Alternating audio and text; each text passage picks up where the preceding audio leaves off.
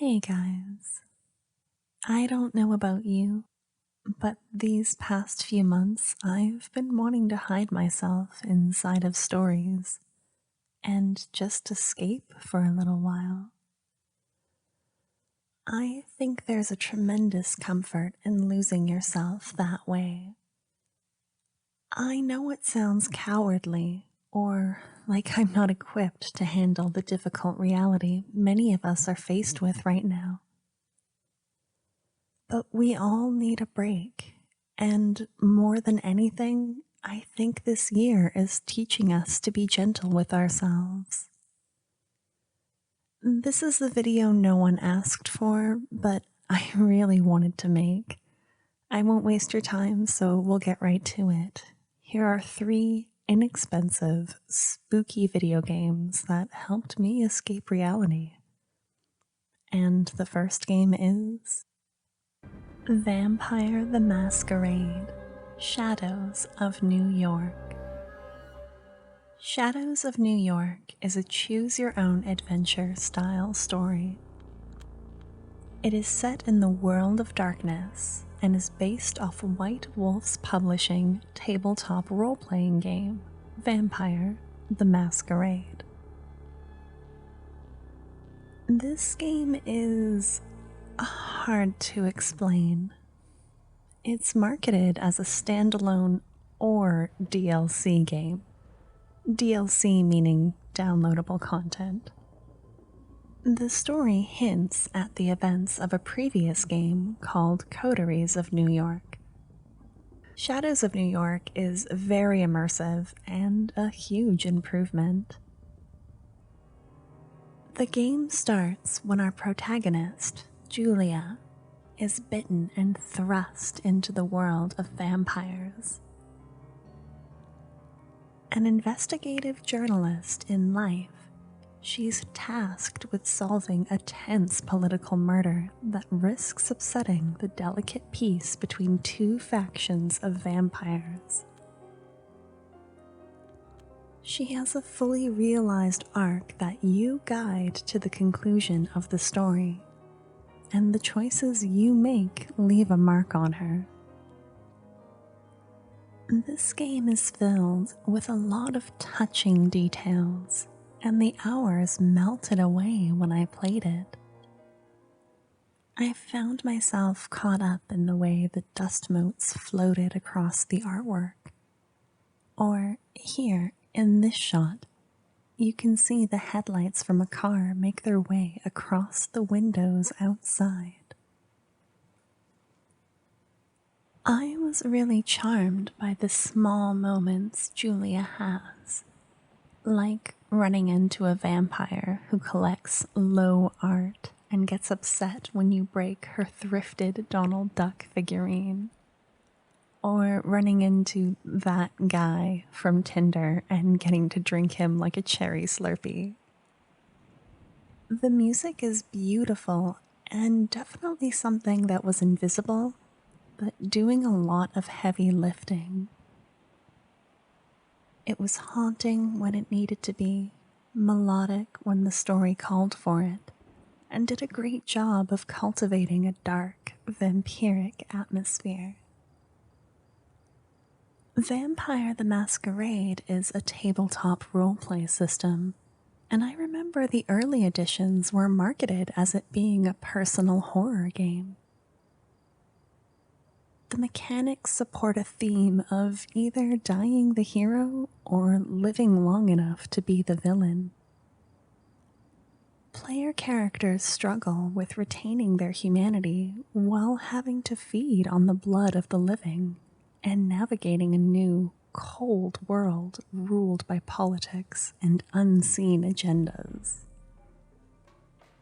I think Shadows of New York does a good job of capturing the kind of atmosphere that's always been prevalent in the Vampire the Masquerade games, while also giving you enough agency to find something more hopeful in the setting. This game really ticked all the boxes for me. I adore interactive fiction, and it really shines when there's a whole world built around it that you can get lost in. I found myself looking up fan wiki articles about the game and the characters, and it gave me a nice space to daydream in.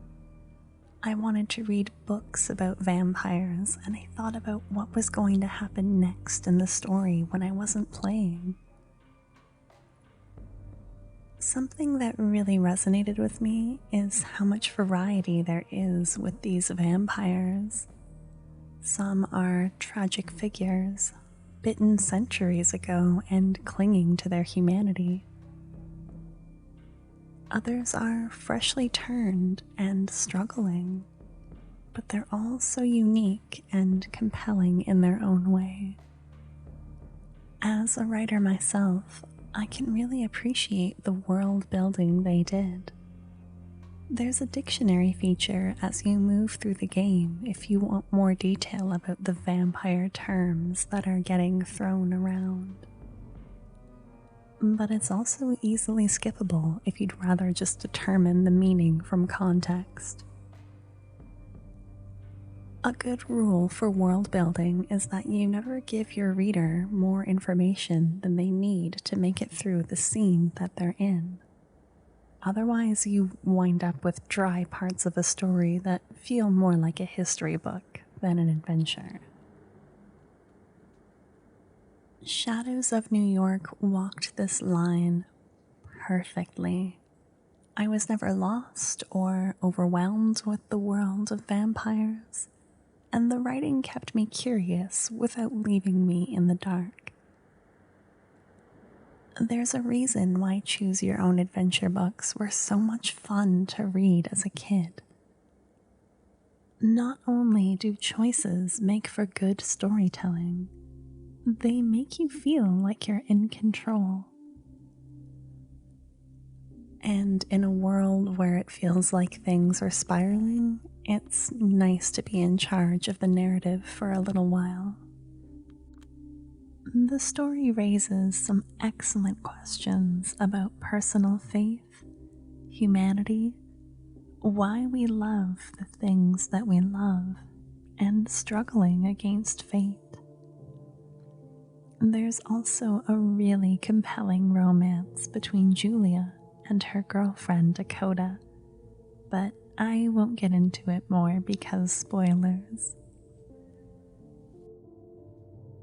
I should mention that this game is recent enough that it mentions the 2020 pandemic. It seems counterintuitive that I would include it in a video specifically about games that help escape reality, but I don't know. It made it seem less scary. It's hard to articulate. Either way, the pandemic is only referenced a few times by the human characters. Shadows of New York is absorbing, spooky, and I'd really recommend it. It retails for $15 Canadian, which is about 11 American dollars, and 10 euros. You can find it on Steam. Let's talk about our next game. Graveyard Keeper is the king of crafting games with atmosphere. It even has a bit of a story, and the characters are pretty memorable. The sound and graphics harmonize, and I found myself leaning in as I played, wanting to catch all the details. It's so charming when even something as benign as how wheat sways in the wind catches your attention. I think this game is a really good example of slowly taking the training wheels off and letting the player gain more and more independence. I feel like with a lot of games, crafting is an afterthought that certain players enjoy. But Graveyard Keeper takes it to the forefront and makes it the means to unlock new areas, improve your relationships with NPCs, and buff your character. It's an absorbing, escapist game because you're constantly planning what you want to do next. There's always something to harvest or study, new technologies to unlock, or goals to keep track of. That sounds overwhelming, but I found it very peaceful. You'll be harvesting wheat to make pies to eat later when you go mining, and then look up at the clock and go, "Oh, it's Sunday. I better get the graveyard ready for the cardinal's visit." Then you'll toddle over and start clearing weeds and repairing grave markers. Also, you get to embalm bodies. This is a mechanic I've been wanting to see in a video game for a long time. Decedents have a random amount of red or white skulls attributed to them, representing their sins and good deeds in life. You use embalming and the removal of organs to cleanse their sins and bring up the rating of your graveyard. You can also take parts of the body to refurbish and use in crafting recipes.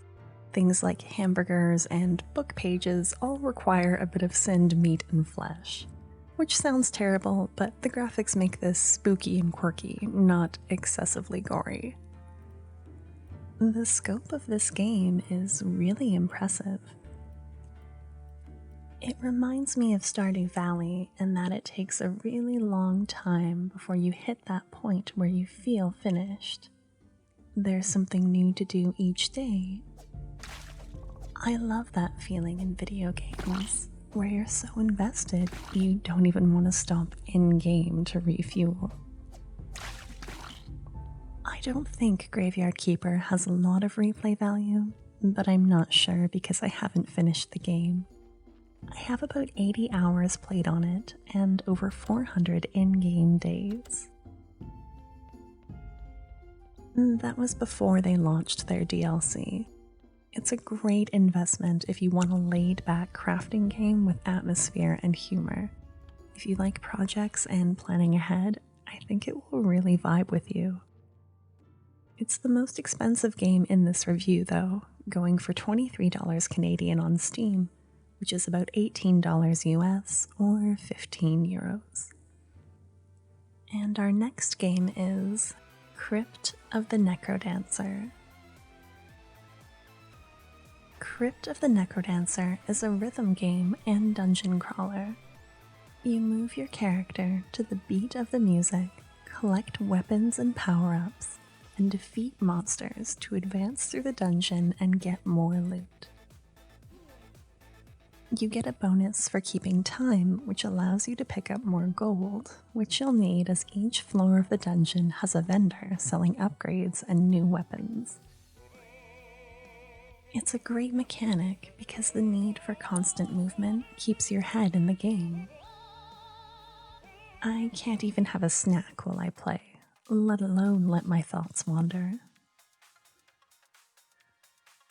As you play, you unlock more customization options.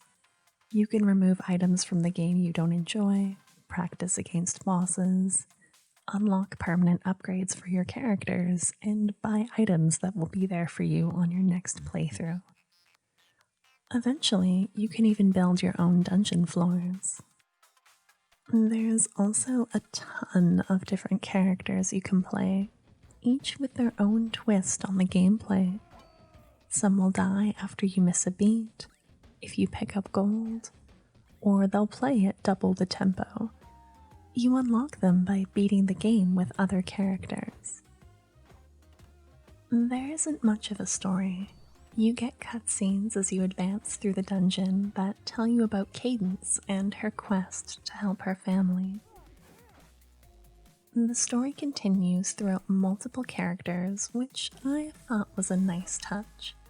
If you want to know everything, you'll have to complete multiple playthroughs. The levels are randomly generated, so it's never the same dungeon twice. This game has a lot of replayability. As of this recording, I have a little under 80 hours played. There's also a ton of variety in the monsters and levels. Some will mess with the terrain, teleport and charge you, but they always have a pattern and a rhythm, except for bats. What I like about Crypt of the Necrodancer is that it's not a big time commitment. If I only have 20 minutes to game before bed, it's perfect to just load up and do a few songs to unwind. Each floor of the dungeon lasts as long as a song, and it's just such a perfect amount of time to lose yourself. Also, this is a strange, slightly embarrassing point to bring up, but playing this game makes me feel cool. There's something really fun about vibing to flashing lights and music, collecting new gear, and killing monsters while you get rich. Did I mention you can use your own songs for the levels? I don't know. I don't feel cool very often these days. I haven't been out to a bar for almost a year at this point. I feel like Crypt of the Necrodancer doesn't ask a lot of me either. It doesn't care if I'm good at the game or not, or if I don't have a lot of time to play. There's no save function, the dungeons are quick. I can find a favorite character and customize the gameplay to make it more fun for me. I don't think a lot of dungeon crawlers have that casual, player-focused mindset these days.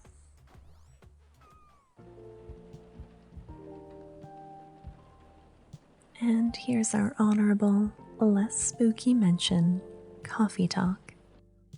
I do just want to mention this game. Coffee Talk is an urban fantasy story where you're a coffee shop owner who serves patrons late at night in your rainy Seattle cafe. The game nails that beautiful coffee shop atmosphere. Rain falls softly outside, and there's a tremendous charm to picking out ginger and honey for your latte and hearing the tapping sound of espresso, followed by the hiss of a milk steamer. The dynamics between the characters are a lot of fun. Your character is an observer, and it's a different vibe than being the main character. Usually in video games, you're the one in charge, deciding everyone's fate. I would play this game a lot if I had something else going on, like if I was sketching or painting my nails. I would turn on the autoplay feature and just let the characters talk and listen to the sound of the rain.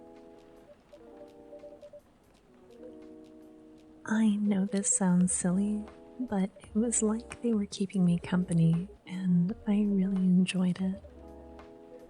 I do want to mention there isn't much for gameplay here. The only choices you're faced with are which drinks to make your customers.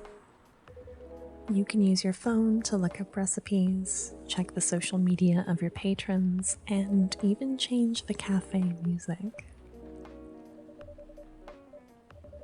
Each morning, you read the front page of the newspaper, giving you a sense of the world and the problems that come from having vampires, elves, fae, and merfolk living in Seattle.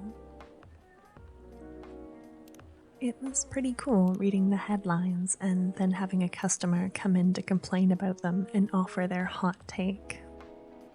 It's a very slow game, and it takes a long time for the characters to warm up to you.